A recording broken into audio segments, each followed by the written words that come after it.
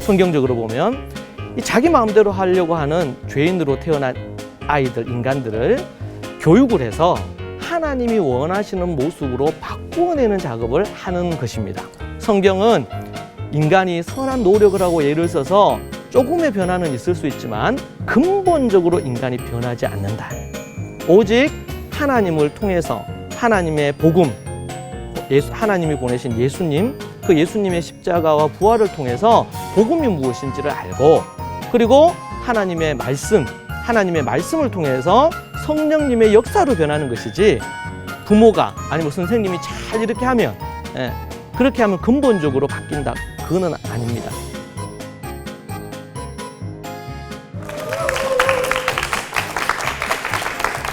안녕하세요. 부모세움의 권창규 박사입니다. 전 세계에 잃어버린 다음 세대를 회복시키는 사명 감당하고 있습니다. 만나서 반갑습니다.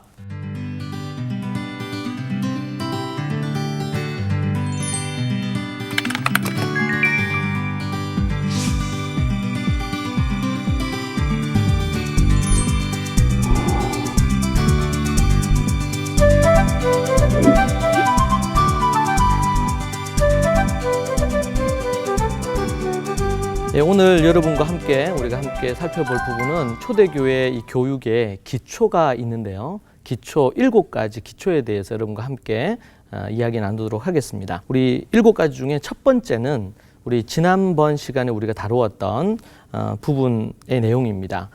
성경적인 인간론으로 교육을 해라 라는 어떤 주제로 지난주에 우리가 살펴봤습니다. 오늘은 두 번째, 세 번째, 네 번째 부분 3가지를 하고요. 우리 또 다음 주에 또 나머지 3가지에서 총 7가지를 여러분과 함께 이야기 나누겠습니다. 어떤 부분이든 기초와 그리고 거기에 세워지는 중요한 기둥들이 매우 중요한 부분이 됩니다. 그래서 세상적인 인간론으로 교육하는 게 아니고 성경적인, 그리고 초대교회가 가지고 있었던 그런 인간론의 바탕으로 교육을 해야 된다. 그리고 오늘은 두 번째, 기르기만 하지 말고 훈련시켜라 라는 주제입니다. 하루는 한 어머니가 저를 찾아왔어요. 하나님을 모르고 교회를 안 다니시는 어머니인데 누구의 소개를 받아서 저를 찾아왔어요.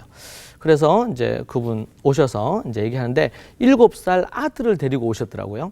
그래서 데리고 오셔서 하시는 말씀이 본인은 지금 이제 병원에서 우울증 약도 먹고 이렇게 하고 있다는 거예요.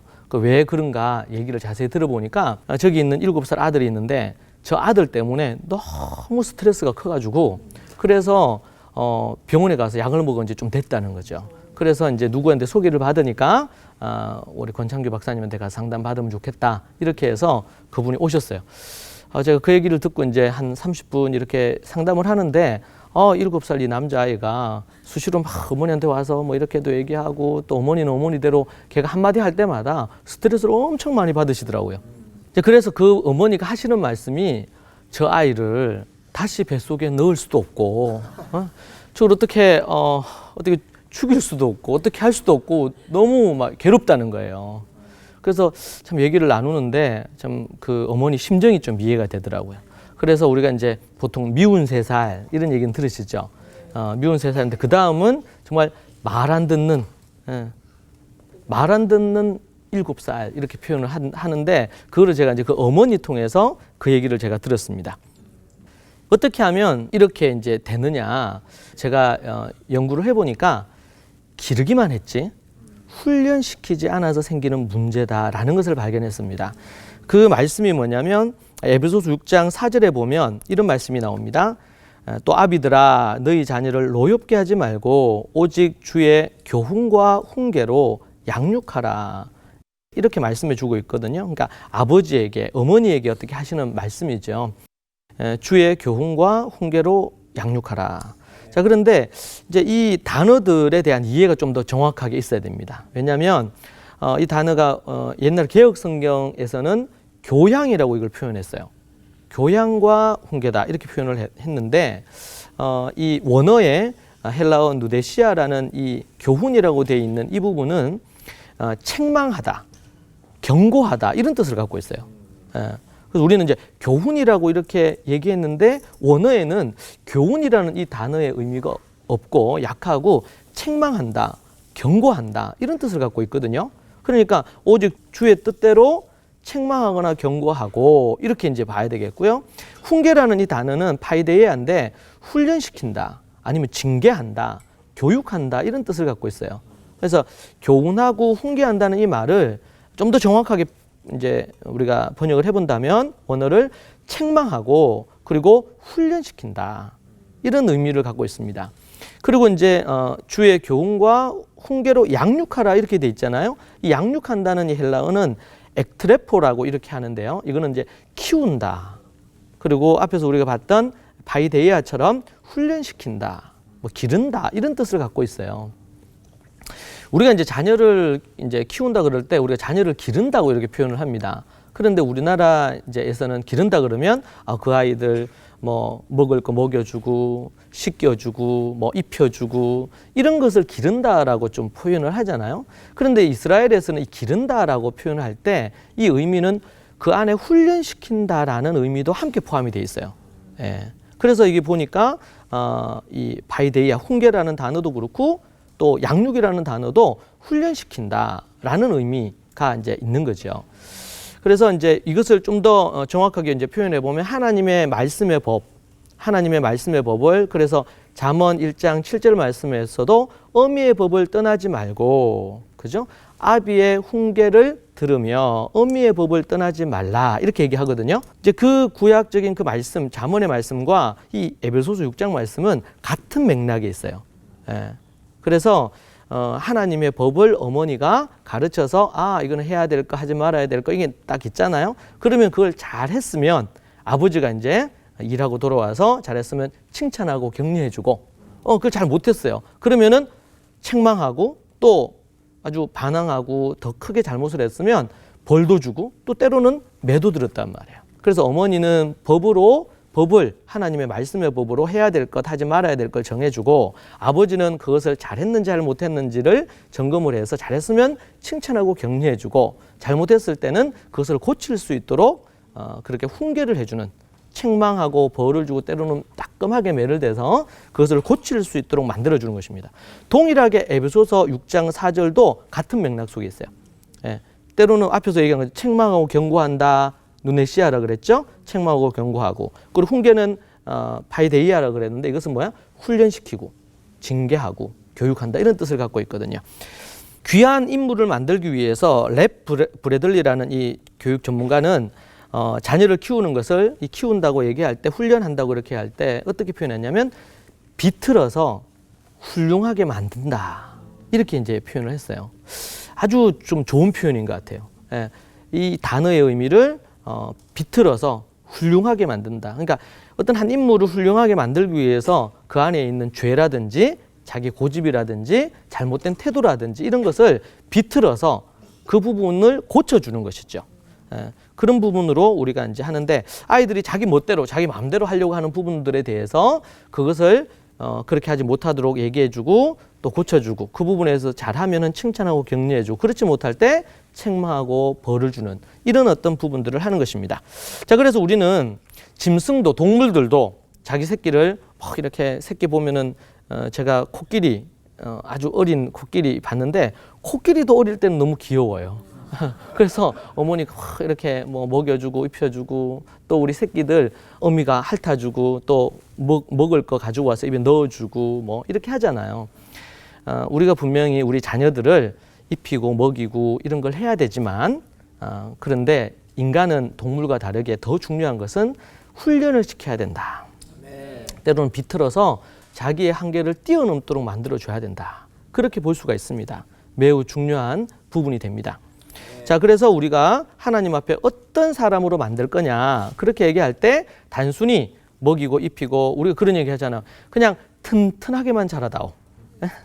다른 거 없고 그냥 튼튼하게만 자라다오 이렇게 얘기한단 말이에요. 그런데 그게 아니고 뭐 튼튼하고 이렇게 하는 거 필요하지만 더 나아가서 정말 하나님 앞에서 신앙과 인격과 여러 가지 모양이 훌륭한 사람으로 비틀어서 훌륭한 인물로 필요한 것들을 준비를 갖춘 사람으로 만들어야 된다. 자, 그래서 우리가 이제 두 번째, 우리 첫 번째는 뭐라 그랬죠? 성경적인 인간론으로 교육해야 된다. 그리고 두 번째는 세상에서는 그냥 아이들 그냥 튼튼하게 키우고 이렇게 하면 되지. 그게 아니고 하나님의 말씀의 법도에 따라서 그 아이들을 훈련을 시켜야 된다. 그래서 잠언 22장 6절 말씀에서도 마땅히 행할 길을 아이에게 가르치라. 이 훈련시키라는 의미를 같이 포함하고 있습니다. 그렇게 하면 늙어도 하나님의 그 말씀을 이 아이가 어떻게 해요? 떠나지 않을 것이다. 그렇게 말씀해 주고 있습니다. 자, 그것이 이제 두 번째 부분, 속하는 부분입니다. 자, 세 번째는 뭐냐면, 그럼 자녀 교육의 책임은 부모가 져야 된다. 세 번째 중요한 기초가 자녀 교육의 책임은 부모가 져야 된다라는 것입니다. 보통은 자녀의 어떤 그 신앙 교육, 믿음 이런 거는 교회에 데리고 가면 교회에서 우리 아이들 신앙, 믿음을 키워줄 거라고 생각을 합니다. 또 이제 아이들 학습적인 거는 학교나 학원에 데려다 주면 잘 이렇게 키워주고 성적도 오르고 좋아질 거라고 생각을 한단 말이에요. 자, 그런데 성경에서는 과연 이 교육의 책임을 누구에게 지워줄 거냐? 누가 이 책임을 져야 되느냐? 여러분 옛 어른들도 이런 얘기 하죠. 아이가 이제 예를 들면 인사를 잘한다. 아니면 또 인사를 또 잘 못하거나 예의가 없다. 그러면은 어떻게 해요? 교회 목사님 누구야? 이런 묻지 않죠? 그렇잖아요. 그리고 아니면 너가 학교 선생님 누구야? 애를 어떻게 교육해서 애가 이렇게 버릇이 안 좋아? 이렇게 얘기하지 않죠? 예? 아이가 어떤 부분 잘못되거나 이렇게 하고 그러면 도대체 내 애비가 누구냐? 한 번은 저희 아파트에 있는 제 이제 딸들을 훈련시켰어요. 이제 인사 훈련. 예. 그래서 집에서 이제 인사 훈련했어요. 인사는 어떻게 해야 되냐면, 몇 도 각도로 하고, 그리고 말을 할 때는 어떤 정도의 목소리로 하고, 또 표정을 어떻게 하고, 어른들은 좀 잘 안 들리실 수 있으니까 좀 더 보통 목소리보다 한 1.5배, 2배 정도 크기로 좀 인사를 하고, 이런 걸 이제 훈련을 시켰습니다. 훈련을 시켜서 이제 집에서 이제 아버지하고 훈련하고, 근데 밖에 나가서 옆집에 김씨 아저씨 만났다. 그럴 때는 어떻게 할 거냐. 아버지가 김씨 아저씨니까 아버지한테 한번 연습해보자. 집에서 연습하고, 그럼 어떻게 해요? 동네 나가서 엘리베이터 타고 이제 나가면서 인사 훈련하는 거예요. 만나는 분마다. 그렇게 하고 나서 이제 다시 집에 돌아와서 잘했으면 칭찬해주고, 또 고쳐야 될 거 있으면 좀 코치해주겠죠. 그런데 그렇게 몇 번 해서 동네 그렇게 하고 또 뭐 한 번씩 나갈 때마다 인사를 했는데 동네에서 소문이 났어요. 인사 잘한다고 저 집 애들은. 그러면서 어른들이 하는 말이 부모 가정교육을 잘 받았네. 인사만 잘해도 그런 얘기를 들어요. 그러니까 옛 어른들은 다 알아요. 이 교육이 어디에서 이루어져야 된다고요? 가정에서. 그런데 우리는 이 시간이 지나면서 또 산업사회 지나고 이게 바쁘게 이 세월이 이 사회가 바뀌면서 이 교육은 학교에서 하는 거고, 또 신앙교육이나 뭐 이런 교육들은 교회에서 하는 거고, 그러면서 이제 요즘 현대 같은 경우는 인성교육이라든지 착한 양심교육 이런 것은 아예 없어져 버렸죠. 왜냐하면 이건 교회에서도 아니면 학교에서도 이런 부분에 대해서는 잘 안 한단 말이에요. 그러니까 갈수록 더 아이들의 예절이라든지 또 여러 가지 면에 있어서 그 아이들의 여러 모습들이 문제가 생깁니다. 우리가 이제 생각하기를 그런 부분이 있는데, 우리 베른하르트 부앱이라는 이런 교육학자께서는 이렇게 얘기했어요. 교육의 80%는 부모의 몫이다. 이렇게 표현했어요. 아주 명확한 부분입니다. 우리는 이제 교육 그러면은 이제 그냥 학교나 교회에서 하는 거다. 이렇게만 생각을 하는데 그게 아니라는 거죠. 어디에서요? 가정에서. 특별히 가정에서 누가요? 부모님. 1차로 부모님. 또 한다면은 2차로는 조부모님까지 이것을 함께 포함을 하는 것입니다. 그렇다면 뭐 교육하는 데 있어서 우리 학교나 아니면 교회는 필요 없느냐? 그렇지 않아요. 부모가 중심이 돼서 그 교육을 해가는데 학교 아니면 또 교회가 이 가정을 지원해 주는 거예요. 네. 이제 이 역할을 잘 이해해야 됩니다. 가정이 중심이 되고, 그리고 이제 교회가 그리고 학교가 그것을 지원을 해서 이제 그 필요한 부분들을 추가로 해가는 것이죠.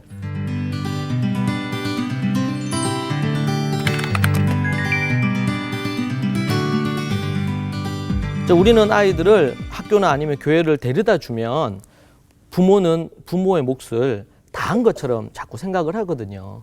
그런데 그것은 아닙니다. 성경은 우리에게 우리가 앞에 성경의 말씀을 통해서 우리가 봤던 것처럼 내 자녀에게 부지런히 가르치라고, 마땅히 행할 길을 아이에게 가르치라고, 이런 성경의 말씀이 계속 반복해서 부모에게 그 책임이 있다는 사실에 대해서 말해주고 있습니다. 우리가 이제 앞에서도 봤던 것처럼 디모데를 교육하는데 그 디모데의 믿음, 디모데의 삶, 이 부분들에 대해서 바울이 칭찬을 하죠. 칭찬을 할 때 누구 얘기를 합니까? 내 외조모 로이스와 내 어머니 유니게로부터 너의 안에 있는 거짓 없는 믿음, 착한 양심이 너희 안에 있다고, 내 안에 있다고 그렇게 얘기하는 것을 통해서 이 조부모, 그리고 또 외조모죠. 외조모 로이스와 어머니 유니게를 통해서 이것이 디모데에까지 흘러간 것을 볼 수가 있습니다. 우리가 이 부분에 대한 회복이 필요합니다. 저도 어릴 때 믿지 않는 집에서 자랐습니다. 그래서 4학년 때 이제 교회를 처음 나갔어요. 우리 이제 그 성경학교 이런 거 이제 많이 하잖아요. 그렇게 하면은 동네마다 막 예전에는 북치고 막 장구치고 이렇게 하면서 막 모았어요, 애들. 그리고 뭐 애들이 좋아할 만한 거 이렇게 해가지고 교회 모아서 프로그램 하고 이렇게 하면서 이제 성경학교를 했는데 그때 처음 교회를 나갔고 그 이후에 시간이 지나면서 이제 신앙생활을 더 이렇게 하게 됐는데 이제 그렇게 이제 하면서 이 교회에서 또 주일학교에서 교육받은 것이 얼마나 유익하고 좋은 것인지 몰라요. 그런 부분에서 우리 주일학교 교육이라든지 또 교회 교육은 매우 유익합니다. 자, 그런데 지금 이 시대에 믿는 집의 다음 세대 믿는 집의 자녀들이 95%가 떠나고 있습니다. 이건 참으로 안타까운 일이에요. 교회 교육이라든지 주일학교 교육이라든지 이런 것이 약해졌거나 문제가 있기 때문에 있다고 저는 생각하지 않아요. 예전보다 훨씬 더 기자재도 좋아졌고 좋은 것들이 많아졌어요. 그런데 문제는 원래부터 있어야 될 이 가정의 기능들이 약해졌거나 또 사회가 변하면서 예전에는 그래도 아이들이 좀 더 착했던 마음들이 있는데 요즘은 갖가지의 어떤 인터넷이나 스마트폰이나 각종 게임이나 이런 것을 통해서 아이들의 어떤 마음밭 자체가 예전과는 참 다르다는 것을 알 수가 있죠. 그러다 보니까 더 많은 문제들이 생깁니다. 그러면서 도리어 우리가 95%를 잃어버린 것 같고 어려움이 있지만 이것은 도리어 위기는 늘 기회라는 말이 있는 것처럼 도리어 이때 가정을 중심으로 한 부분들이 우리가 회복이 된다면 지금 부모 세움으로 이렇게 회복이 된다면 도리어 잃어버리는 95%가 아니라 95% 이상으로 다음 세대를 우리가 잃어버리지 않게 되는 1%도 잃어버리지 않게 되는 유대인 기독교인들 예루살렘의 성도들의 후예들처럼 될 것입니다. 자, 그리고 우리가 한 가지 또 이제 네 번째죠. 네 번째로 우리가 생각해야 될 기초 중에 하나는 뭐냐면 세상적인 어떤 교육 전문가나 이런 부분이 아니고 하나님의 말씀을 더 신뢰해야 됩니다. 한 번은 어느 방송국에서 하는 교육 프로그램이 있었어요. 한국에서 아주 영향력 있는 그 프로그램인데 거기에 대해서 제가 어느 교회 강의를 하니까 묻더라고요.